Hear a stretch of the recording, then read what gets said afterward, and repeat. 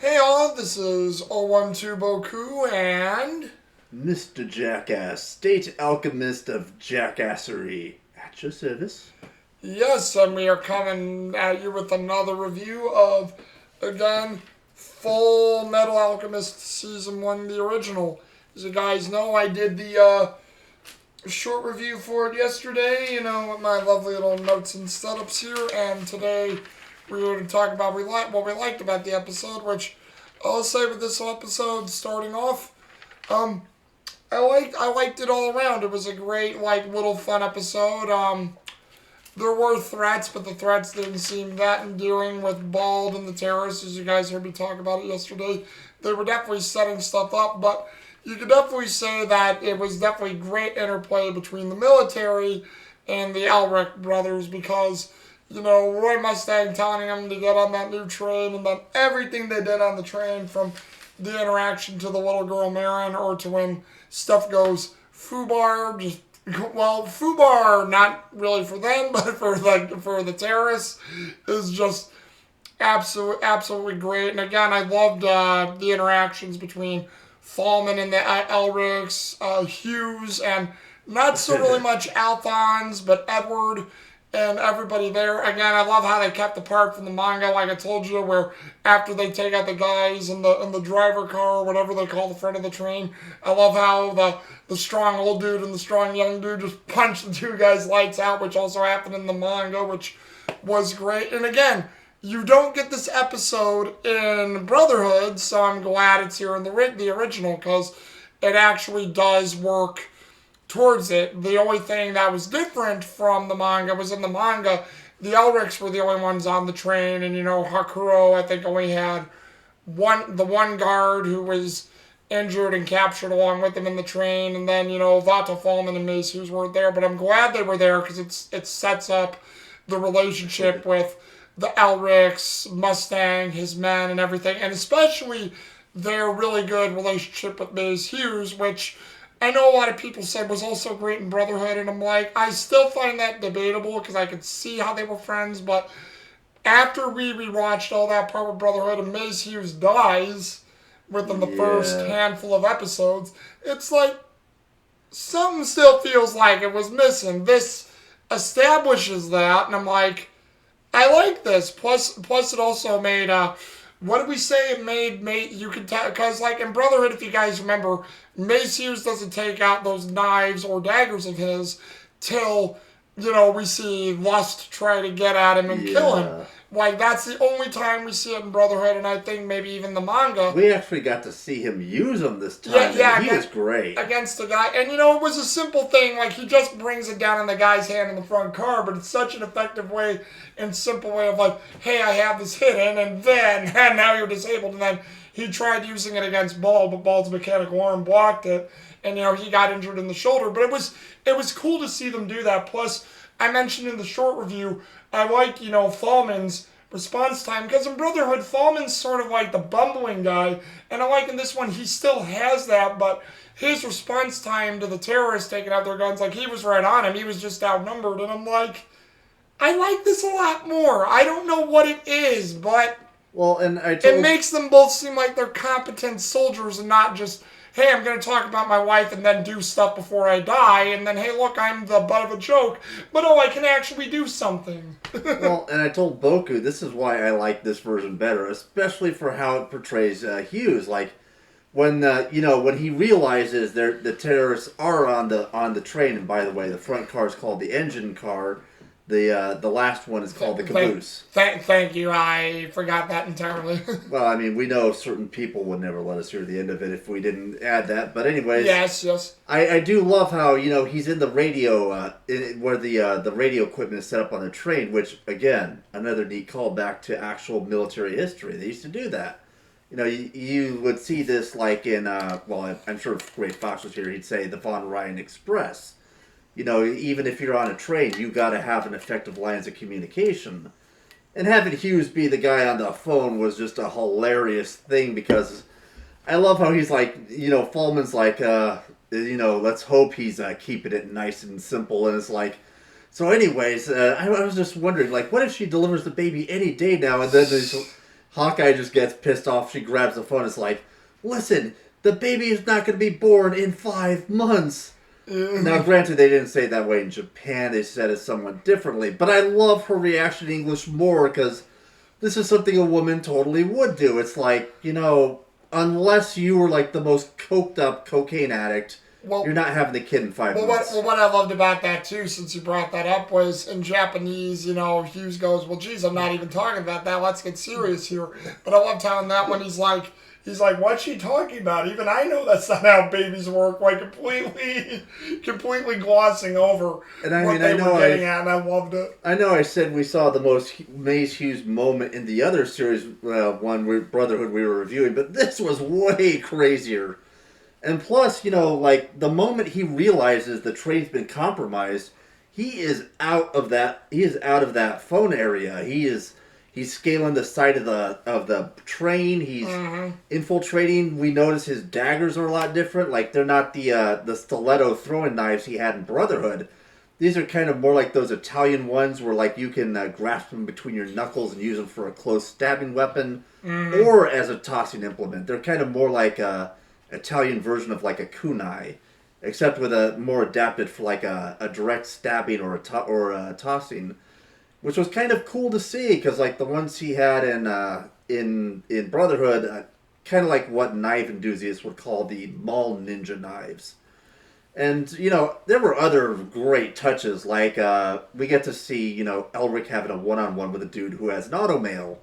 And it's Bald, the main villain, yeah. And we get to see the difference in quality here. Like, I know they haven't really established just how much of a prodigy Winry is with this shit, but just how easily he tears apart this guy's arm. Because this guy's arm, it's okay for, like, blocking those daggers, getting off some nice shots with, like, that built-in SMG or whatever he has into it. But that's clearly exactly what it's designed for. It's not really going to be, very good in a melee battle. It's not going to really do much of anything else. It's really just like an arm that's more focused on the gun that's built into it. Yeah. And you really also, again, see the difference in quality because of just how easily Elric just tears through that arm with his. And mind you, this guy got the drop on him too, so it's even more impressive. Not to mention, also he's Edward fucking Elric. We know this kid's gonna beat his ass. Well, yeah. Huh. I guess we pissed off Slenderman. Yeah, hopefully everything's okay, guys. We're starting to rinse out here for whatever reason. Oh dear. Did you download the Cyberpunk DLC to our reviews? I shouldn't have. I don't know what's going on. ACD Project Red. Hopefully I don't have to buy a new camera here, because that would suck here. Because, sure, lifespan, but hopefully... But, yeah, there's god dang, there was so much good shit. I had to write almost a whole page of notes here. Like, let's see. Oh, yeah, I already mentioned the difference between, the automail arms, and it also highlights the difference in philosophy. To him, he wanted an automail arm to be a more effective weapon. Elric had to get his arms out of practicality, so... good way to piss off the little kid by pointing out to him, you wanted power like me. It's like, you should have called him a shrimp. He would have been nicer about it. Then there's the fact that it looks like Edward and Alphonse picked up another girlfriend on the way. A girl by the name of Malin, or Marin, or, however it must have been Marin, if that's what you wrote down, Marin. Which leads to the second joke. Apparently, Edward Elric met Marin before Krillin. Then there's I did not know you were going to take it there. Okie dokie. Oh, dude. I call myself a professional jackass for a reason. There you go. Then he pointed out the voice of Gohan was in this episode, and I was just thinking to myself, once again, Gohan not being so great. Just saying, man. Well, and that's the thing. When you listen to Vato Foreman, like I say, you listen to Foreman's voice, and you hear that's maybe a much more older, upscale Gohan, because I listened to it, and I'm like, yeah, you can hear Gohan, just like how with Sonny Strait, when he plays Hughes, you can hear a bit more of a perverted Krillin in his voice, even though he doesn't try to bring out the full Krillin. You can hear when he's talking to him on the phone and he's being all like a child. I'm like, yeah, that sounds like Krillin to a T right there. Well, I mean, let's be honest. If you're familiar with Dragon Ball, Krillin was always a pervert. Probably a reason he got kicked out of the temple. Yeah. But, there's also, Hugh's just being Major Daddy again, and we love you for it. And then there's, let's see, and this one, the big one that I'm kind of shocked I haven't really touched on. Well, maybe I did. How, again, this highlights the real-life obsession this series highlights that Hitler had with chasing esoteric knowledge, a.k.a. forbidden magic, power of the gods. I mean, again, seeing Roy Mustang pursuing, bringing kids into the military who are good enough to do human transmutation and live. Kind of the shit Hitler would have been interested in if, we had anybody good enough to try that stuff. And, this really does highlight a lot of interesting stuff. Like, we still haven't seen him do the alchemy hand clasp stuff we know they're probably going to do.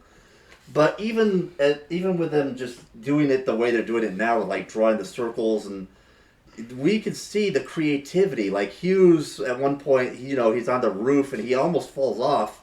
Well, no, that was Edward who almost fell off. Well, yeah, Edward. Oh. And it's, again, I love how Hughes points out to him, it's like, man, you're lucky. Most people would have fallen off the train. And then he's telling him, be careful. You're near the engine car. If you use... No, wait, it was the conductor in the engine car. The tinder, yeah. He's like, the tinder, it's the life of the train. And he just looks at us like, that gives me an idea. So he literally just alchemizes a giant water spout and just hoses these assholes down from the car they're in. Yep. Which really kind of demonstrates just how insanely clever these kids already are. Oh, yeah. And to that... And I mean, again, we have like a lot of other crazy shit with this. Like... I don't know if any of you have noticed this, but Alphonse may have been the kid who originated the awoo phase, because there's a scene where where Edward knocks a couple of them out of one of the cars, and they're like Alphonse is right behind him, and his face gets dark, and considering how worried he was about scaring that little girl, and he's like, welcome, and he's got the kitty awoo face, and it's just like, did he originate the awoo phase?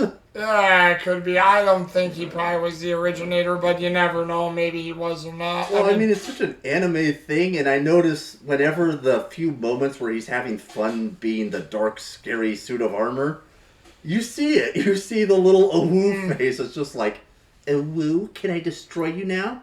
Can I obliterate you, Oni-chan? Yeah, and I mean, that's what's great, too, and since, surprise, you didn't touch upon it, Jerk, but since you didn't, I'll sort of end it for that, too. What I loved is how, in Japanese, it was a little different. Like, in Japanese, when they got there, Edward, and after, Mustang takes out Bald and injures him from killing him, but Edward goes, knowing that that's Mustang, and he goes to him and said, you use this to get on the train, and, they have a little spat back and forth, and in Japanese, he goes, well, now you have an even bigger reason to take the test and have it. And he's, Edward just sputs out saying, oh, well, you just use this to get your dirty work done, blah, blah, blah. But then in English, what I loved about it was similar thing. He says a similar thing starting out, and it's like, well, me ask you to do this? Well, hey, at least you have a great recommendation now for going forward to take the test. And then Edward goes, but you said we could always take the test. You said it over the phone. He's like, me? Say that children can take the test when nothing has ever been considered or done? I would never do that, but at least you got your foot in the door, Elric. And I'm like, again, they sort of, in Japanese, use it as a passing fancy. And this one, they used it as a catalyst for them to get in. So that was very clever of Roy to do, because now they have the recommendation of General Hakuro that gets them in the damn door. Well, and to me, that was a great way of saying that. And what I love about it is because in this episode, you see the guys holding up Hakuro are holding him up right when his wife and kids are there. So, these two kids saving the day and helping out the military, of course, it's going to be like, Daddy, those guys were so cool. Are they going to be part of the alchemy? I mean, it's again another interesting callback to how this show really brings it into the family. I mean, he's a dad. He's a military general. His kids and his wife just got rescued by these brilliant alchemists. If not a little unconventional. Who, if I still believe, we're still in the pre-time skip. So I think right now Edward and Alphonse are still 12 and 11 years old respectively.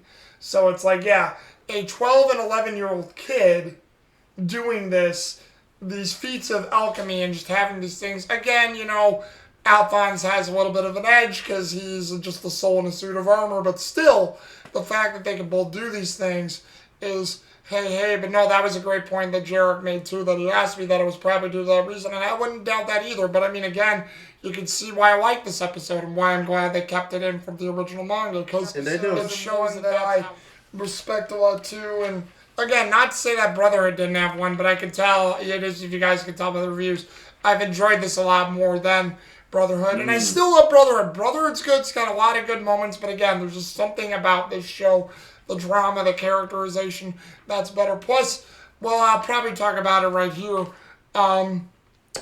Again, with our favorite characters, again, I will go first, starting us off. Edward, Vic Mignogna, Romy Paku, Alphonse, Aaron Desmook, Rie Kugamiya.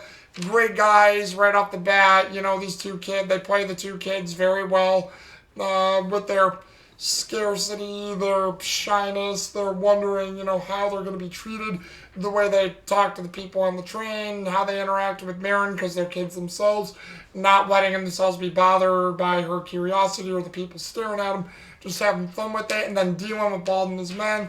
Very fun, just very cool stuff. The interaction with Mustang, very cool for those two.